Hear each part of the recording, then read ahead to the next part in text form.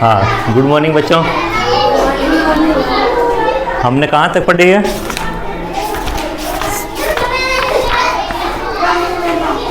कर्म विनिमय तो पढ़नी है आज।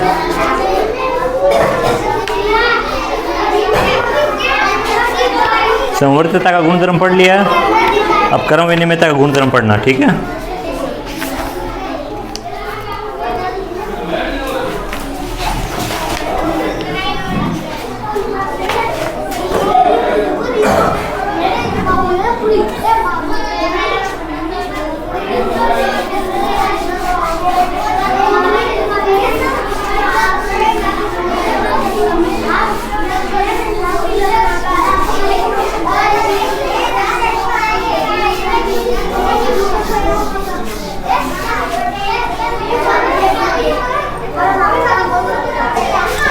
हाँ, हमने कौन कौन सी पहले संख्या पढ़ी थी बताओ? आरोही, अवरोही, सम संख्या, विषम संख्या और पूर्ण संख्या, प्राकृत संख्या,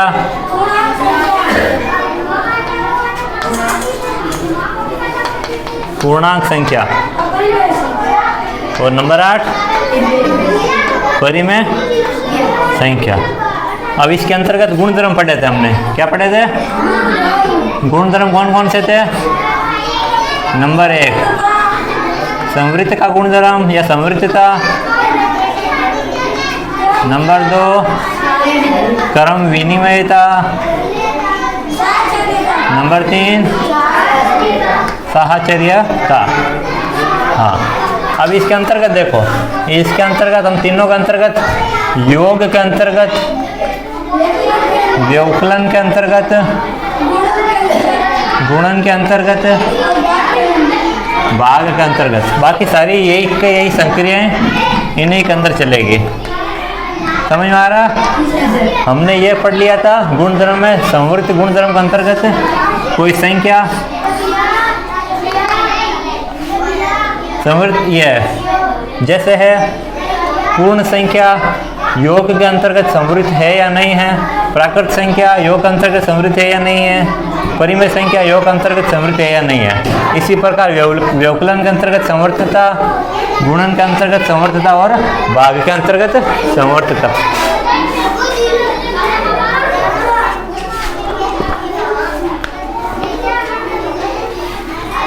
अब आज हम पढ़ते हैं कर्म विनिमयता। क्या पढ़ते हैं?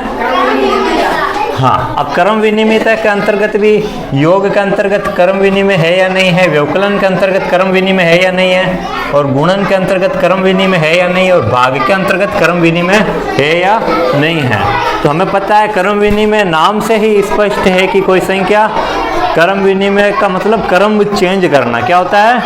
कर्म चेंज करना। जैसे आपको मैं पूछूं 2 + 3 कितना उत्तर आता है? 5। इसी प्रकार अब मैं कहूँ 3 + 2, इसका भी उत्तर कितना आएगा? 5। बस यही कर्म विनिमयता है। आई बात समझ? मतलब कर्म चेंज करना। कर्म चेंज करने के बाद में उत्तर सेम रहेगा।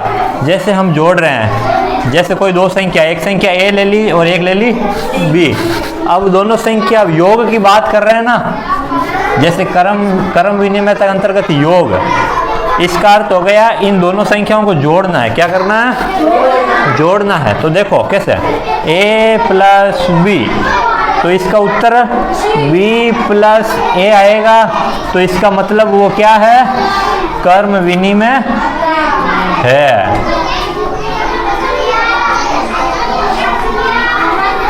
देखो कैसे हम आगे उदाहरण पूरा एकदम सही करके उदाहरण सहित करते हैं, समझ में आ जाएगा।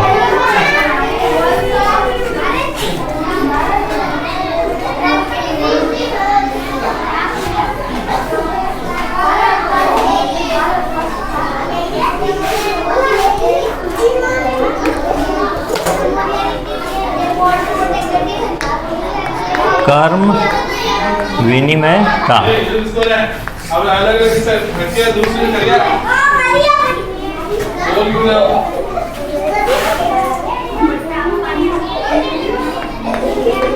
योग, व्यवकलन,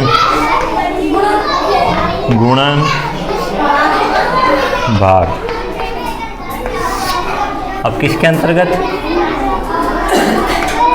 पूर्ण संख्या,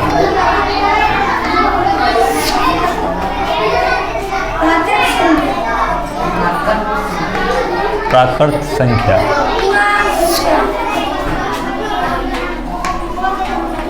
पूर्णांक संख्या और परिमेय संख्या।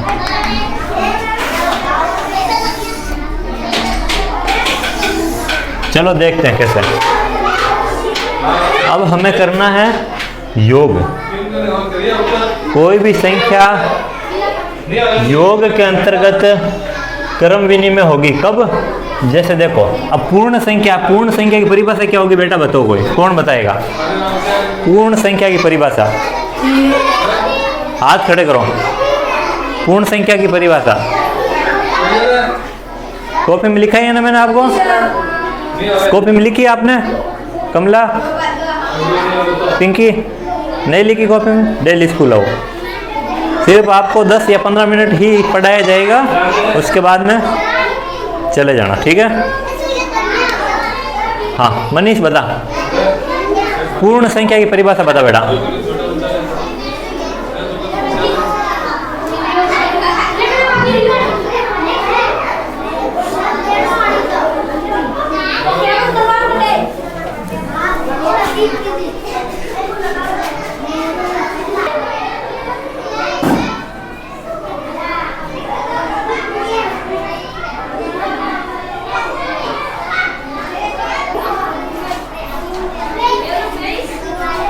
हाँ चलो एक बार फिर सारी परिभाषा याद कर लेते हैं, ठीक है? क्रमशः है पूर्ण संख्या कहाँ से स्टार्ट होती है बेटा? हाँ, तो 0 से 1, 2 से लेकर अनंत है। अब देखो, आपको गणित पढ़नी है, इसका मतलब गिनती और पहाड़ है, ये तो कंपलसरी है ही है। अब 6ठी, 7वीं, 8वीं की क्लास की गणित सीखनी है तो थोड़ी बहुत आपको परिभाषा आनी बहुत ज़रूरी है। अब आपको प्रश्नावली ये करवा रहे हैं, क्रम विनिमयता, संवर्धिता और साहचर्यता। अब आपको क्या याद ही नहीं है? पूर्ण संख्या की परिभाषा याद नहीं है, प्राकृत संख्या की परिभाषा याद नहीं, पूर्णांक संख्या की परिभाषा याद नहीं है और परिमेय संख्या की परिभाषा याद नहीं है, तो फिर आगे कैसे बढ़ेंगे? इसलिए परिभाषा याद होना जरूरी है, ठीक है? कॉपी में लिखनी है सारी परिभाषाएं, वैसे लिखा रखी है, और जिन्होंने नहीं लिखा रखी है वो लिख लेना, ठीक है ना? सब जना। अब है प्राकृत संख्या की परिभाषा। प्राकृत संख्या कहाँ से स्टार्ट होती है? हाथ खड़े करो। रमेश बता।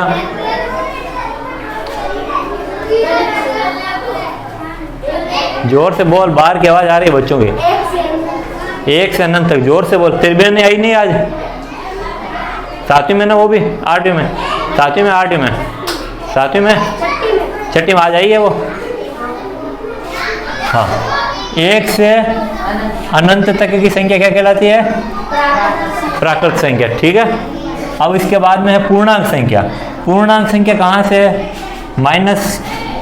माइनस की संख्याओं का समूह है 0 और प्लस की संख्याओं का समूह, यह क्या कहलाता है? पूर्णांक संख्या है।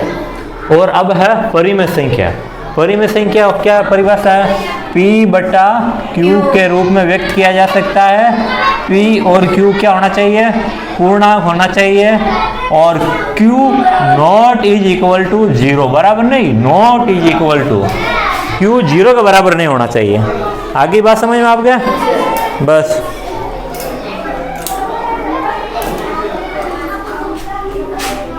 हाँ, नीचे बैठ जाओ। अब देखो, पूर्ण संख्याओं के लिए ये हमारा गुणधर्म चल रहा है क्रम विनिमयता, मतलब क्रम चेंज करना। जैसे हमने 2 संख्याएं ले ली, A और B। अब इन दोनों संख्याओं का क्रम विनिमयता का योग के अंतर्गत ये गुणधर्म कहता है A + B बराबर B + A, ये होना चाहिए। चलो हम कोई सी भी संख्या ले लेते हैं, जैसे 0 से लेके अनंत तक आप बीच में कोई सी भी संख्या ले सकते हो। इसलिए अब आपको क्या करना है? कोई भी 2 संख्या ले लो, 1 प्लस 5 ले लो, इसका उत्तर कितना आएगा बेटा? 6। अब आप मुझे बताओ 5 प्लस 1 का उत्तर भी कितना आएगा? 6 आएगा ना। इसका मतलब ये क्रम विनिमय है। आई बात समझ में? पूर्ण संख्या योग के अंतर्गत क्रम विनिमय है, इसलिए ये क्रम विनिमय। आगे बात समझ में? अब देखो प्राकृत संख्या के लिए बात करते हैं। प्राकृत संख्या कहाँ से शुरू होती है? 1 से। इसमें भी क्या करना, कोई सी भी दो संख्या ले लो।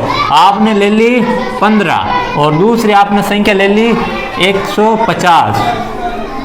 समझ में आ गई? अब क्या है, यह गुणधर्म लगाना a प्लस बी, इसको जोड़ते हैं तो कितना उत्तर आता है? 165। अब इसी प्रकार इस गुणधर्म का प्रयोग करना, b प्लस a करना है। हम 150 प्लस 15 करते हैं, इसका भी उत्तर कितना आएगा बेटा? 165। इसका मतलब क्या है? प्राकृत संख्या योग के अंतर्गत क्रम विनिमय है। समझ में आई? ये हो गया। अब है पूर्णांक संख्या। कौन सी संख्या? पूर्णांक संख्या की परिभाषा है माइनस संख्याओं का समूह है, प्लस संख्याओं का समूह है और 0। मतलब अपनी भाषा में, लोकल लैंग्वेज में कहे तो माइनस अनंत से 0 और प्लस अनंत तक। आगे बात समझ में? अब इसको लेना है। अब आप ले लो, आप एक संख्या ले लेते हो माइनस के 10, समझ में आ गई? और एक ले लेते हो 50। कितनी ले ली? 50। अब इन दोनों को क्या करना है? जोड़ना है। तो देखो a प्लस बी, इसको और इसको जोड़ते हैं, -10 प्लस 50। इसका उत्तर कितना आएगा बेटा? हाथ खड़े करो। माइनस का 10 में प्लस के 50 जोड़ते हैं, कितना उत्तर आएगा? हाँ बता रमेश, बता। 40 उत्तर आएगा। कितना आएगा? 40। क्योंकि दिख रहा है ये प्लस का है, ये माइनस का। कितना ज़्यादा? 40 ज़्यादा। समझ में आ गई? इसलिए यहाँ आ गया 40। अब इसी प्रकार मैं इसको लिख दूँ a और इसको लिख दूँ b। कहने का मतलब 50 प्लस माइनस का 10, इसका उत्तर कितना आएगा बेटा? हाँ सीता बता। 40। हाँ, इसका उत्तर भी कितना आएगा? 40। इसका मतलब क्या है? यह क्रम विनिमय है। मतलब पूर्णांक संख्या योग के अंतर्गत क्रम विनिमय है। आगे बात समझ में? यह क्रम विनिमय। अब है परिमेय संख्याओं के लिए। परिमेय संख्या कोई सी भी ले लो। आपने ले ली 5/3 1 और एक ले ली 11/2। अब इनको जोड़ना है। इनको जोड़ते हैं तो देखो ले सब आया कितना? 6 ले सब आ रहा है ना बेटा? 3 दूनी 6। समझ में आ रही है ना? अब इसका गुणा इससे कराते हैं, 10 प्लस 11 33। इसका उत्तर आ गया 43/6। ये उत्तर आ रहा है। अब हम क्या करते हैं? अब इसको और इसको जोड़ते हैं। मतलब पहले इसको और इसको जोड़ा, अब 11/2 प्लस 5/3 को जोड़ते हैं। इसका उत्तर कितना आएगा बेटा? सेम वही है, 6 ले से बढ़ना है, 33 प्लस 10, उत्तर कितना आया? 43/6। बस ये भी क्या हो गई? योग के अंतर्गत क्रम विनिमय हो गई। देखो ये उत्तर और ये उत्तर क्या आया? बराबर आया। आगे बात समझ में? अब आगे देखो व्यवकलन के अंतर्गत। देखो क्रम विनिमय, क्रम विनिमय, क्रम विनिमय, क्रम विनिमय। आगे बात समझ में? अब है व्यवकलन। व्यवकलन का अर्थ होता है बाकी। क्या होता है? बाकी। देखो इसमें कौन सा नियम लगेगा? a माइनस बी बराबर b माइनस ए। अगर ऐसा उत्तर होता है तो व्यवकलन के अंतर्गत क्या हो जाएगा? क्रम विनिमय हो जाएगा। अगर ऐसा नहीं होगा तो क्रम विनिमय नहीं है। चलो दो संख्या लेते हैं। एक संख्या ले ली हमने 14 और एक संख्या ले ली हमने 8। ठीक है। अब ये कह रहा है इस नियम के हिसाब से a माइनस बी, मतलब 14 माइनस 8 करते कितना उत्तर आता है बेटा? हाथ खड़े करो। 6। कितना उत्तर आता है? 6। अब आप बताओ मैं अगर 8 माइनस 14 करूंगा तो कितना उत्तर आएगा? हाथ खड़े करो।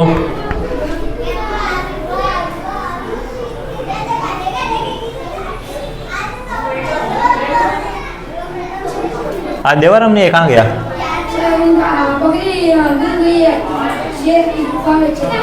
बकरी घूम गई है।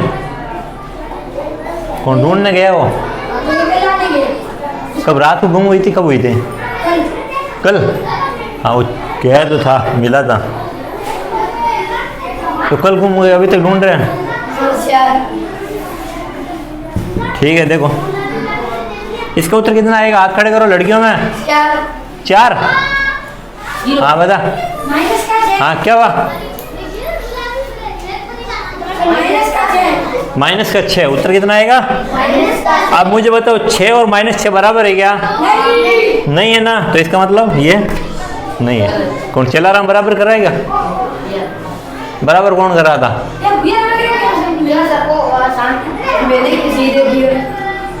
हाँ इसका मतलब पूर्ण संख्या व्यवकलन के अंतर्गत क्रमविधि में नहीं है। आगे बात समझ में? अगला पढ़ते हैं देखो। अब प्राकृत संख्या कहाँ से शुरू होती है? वहीं से 1 से शुरू होती है। अब वही वाली बात है, इसमें भी क्रमविधि में नहीं होगा, क्योंकि हमें एक संख्या 2 लेंगे, 1 लेंगे 7। पहले 7 में से 2 घटाएंगे तो उत्तर आएगा 5, फिर 2 में से 7 घटाएंगे, उत्तर कितना आएगा? -5। इसलिए ये क्या है? 5 और -5 बराबर नहीं, इसलिए ये क्रमविधि में नहीं है। आगे बात समझ में? अब पूर्णांक संख्या माइनस वाली भी ले सकते हो आप। माइनस का 3 लिया एक, और एक प्लस का 2 लिया, इसको सरल करना। ठीक है, अब आप मुझे बताओ, अब आप परीक्षा a + b करना, मतलब -3 को और 2 को जोड़ना। इसका उत्तर कितना आएगा बेटा? -3 में +2 जोड़ा, कितना उत्तर आएगा? हाथ खड़े करो। मतलब आपको बाकी नहीं आ रही, कुल मिला के आपको बाकी सीखनी है ना। शांति, सीता, हाथ खड़े करो पूरा। मनीष, -1। अरे -1 ही तो आएगा, दिखती बात है। 2 कौन ज़्यादा है? माइनस की संख्या ज़्यादा है। ये 2 से कितना ज़्यादा है? 1 ज़्यादा है, तो लिख दिया -1। समझ में आ रही है? अब हम क्या करेंगे? और एक मिनट, यहाँ योग थोड़ी करना, हमें क्या करना? बाकी करनी है। क्या करनी है? बाकी। ये देखो यहाँ गड़बड़ हो गई ना, ये देखो यहाँ बाकी, ये बाकी। हाँ अब इसका उत्तर कौन बताएगा? -3 और -2। हाँ बता भैया, खड़ा होकर बता रहा, मजा आएगा। 5 उत्तर गलत है। कौन बताएगा सही उत्तर? इसका उत्तर कितना आएगा? हाथ खड़े करो।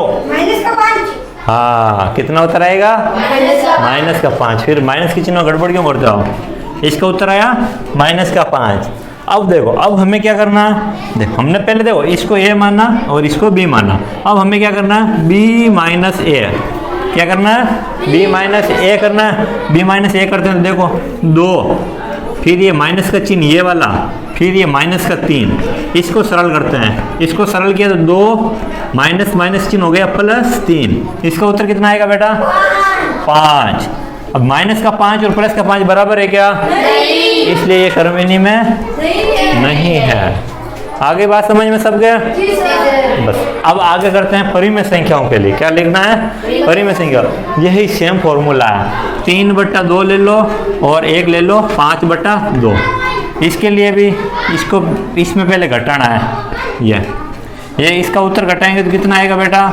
2 ले से पाया 3 - 5, इसका उत्तर आ गया -2/2, मतलब इसका उत्तर आया -1। समझ में आ रही है? अब हम क्या करेंगे? 5/2 - 3/2, इसको सरल किया, ले से पाया 2, 5 - 3, 2/2, इसका उत्तर आया +1। कितना आया? ये उत्तर -1 और ये +1 बराबर है क्या? नहीं है, तो इसलिए क्या हो गया? ये क्रमविधि में नहीं है, मतलब परिमेय संख्या व्यवकलन के अंतर्गत क्रमविधि में नहीं है। अब आगे बढ़ते हैं गुणन के अंतर्गत। क्या करते हैं? गुणन के अंतर्गत। अब कोई सी भी संख्या ले लो गुणा में, यहाँ से हमें 0 से लेनी है। 1 0 ले ली, 1 5 ले ली, इसका गुणा कराना है। 0 × 5 कराएंगे, कितना उत्तर आएगा? 0 × 5 से कराते हैं, कितना उत्तर आएगा? 0। इसी प्रकार मैं वापस 5 का गुणा 0 से कराऊंगा, कितना उत्तर आएगा? 0। थोड़ा सुधर जाओ रे, 0 ही उत्तर आएगा। दोनों का उत्तर बराबर आ रहा है। इसलिए ये कर्म विनिमय है। आगे बात समझ में। इसी प्रकार 1 से लेना कोई भी संख्या ले लो, 3 और 50 ले लो, इसका गुणा कराते हैं तो 150। इसी प्रकार 50 और 3 का गुणा कराएंगे, इसका भी उत्तर कितना आएगा 150। इसका मतलब ये क्या है, कर्म विनिमय अंतर्गत प्राकृत संख्या गुणन के अंतर्गत कर्म विनिमय है। अब पूर्णांक संख्याओं के लिए एक -3 ले लो और एक 20 ले लो, इनका गुणा कराना है ना। -3 गुणा 20, इसका उत्तर कितना आया -60। इसी प्रकार 20 गुणा -3, इसका उत्तर करते हैं तो -60। ये भी -60, ये भी -60, इसका मतलब ये कर्म विनिमय है। आगे बात समझ बेटा। इसी प्रकार ये परिमेय संख्याओं के लिए लेना है, ले लो कोई भी 13/11 और एक संख्या ले ली 2/3, इसका गुणा कराना है। गुणा कराएंगे तो इसका गुणा 13 दूना 26/11 है 33, ये उत्तर आया। इसी प्रकार वापिस 2/3 का गुणा 13/11 से कराएंगे, इसका गुणा कराएंगे, ये भी 26/33, इसका मतलब ये क्या हो गया, कर्म विनिमय है। आई बात समझ में सबको। बस आगे बढ़ते हैं। देखो भाग के लिए ये क्या नहीं होगा, कर्म विनिमय नहीं होगा। क्यों? क्योंकि भाग का कर्म चेंज करना है। जैसे देखो ए, इसमें देखो इसका क्या है, ए गुणा बी, इसमें क्या है ए भाग बी, यही करना। दो संख्याएं ले ली, एक ले ली 50, एक ले ली 25, ये ले लिया दो संख्याएं, भाग देना मतलब 50 में 25 का भाग देना। दो 50 भाग 25, कितना उत्तर आया बेटा, 2 उत्तर आ रहा। कैसे आता है देख लो, 50/25 2/1 बराबर 2, समझ में आ गया। अब इसका वापस ये कह रहा क्रम चेंज करना, मतलब 25 भाग 50 करना। क्या करना है, 25 भाग 50। इसका उत्तर करते हैं तो क्या आएगा 25/50, इसको सरल किया। अब इसमें अब 1/2, इसमें तो आ रहा 2 उत्तर, इसमें आ रहा 1/2 उत्तर, इसलिए ये कर्म विनिमय नहीं है। इसी प्रकार प्राकृत संख्या में भी यही होगा। आगे बात समझ में। प्राकृत संख्या में भी कोई भी संख्या ले लो, 30 ले लो और एक 3 ले लो, तो एक का उत्तर आएगा 10 और एक का उत्तर आएगा 1/10, तो ये कर्म विनिमय नहीं है। पूर्णांक संख्याओं में भी कोई सी भी संख्या ले लो, 5 ले लो और -2 ले लो, इसका उत्तर इसका भाग करेंगे तो 5/2 आएगा और दूसरे का उत्तर आएगा 2/5, बराबर नहीं, इसलिए कर्म विनिमय नहीं है। इसी प्रकार परिमेय संख्याओं के लिए दो परिमेय संख्या लेनी है, ले लो कोई सी भी ले लो, 3/2 ले ली एक और एक ले ली 5/2, इसका भाग कराना है। इसका भाग कराते हैं तो इसका मतलब इसका गुणा में परिवर्तन हो जाता है। पता है ना, जैसे दो भिन्न संख्याएं हैं इनका भाग किया जाता है तो अंश, अगली संख्या का अंश और हर चेंज कर दो, मतलब 3/2 गुणा 2/5, इसको सरल करते हैं तो इसका उत्तर 6/10, इसका तो उत्तर ये आया एक संख्या। अब वापिस अगर हम ऐसा कर दें, एक उत्तर ये आया। वापिस अगर हम करें 5/2 भाग 3/2 करते हैं, इसको आगे सरल करना है, 5/2 गुणा 2/3, इसको सरल करते हैं तो 10/6। देखो इसका उत्तर आ रहा है 6/10, इसका उत्तर आ रहा है 10/6, इसलिए ये क्या नहीं है, कर्म विनिमय नहीं है।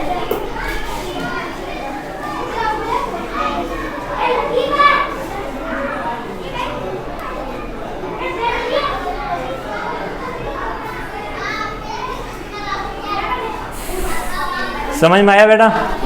इस तरह कर्म विनिमयता का गुणधर्म पूरा। अब हम फटाफट कर लेते हैं साहचर्यता का गुणधर्म। क्या कर लेते हैं, साहचर्यता का गुणधर्म। वही इसके अंतर्गत किन किन नोट कर लेना,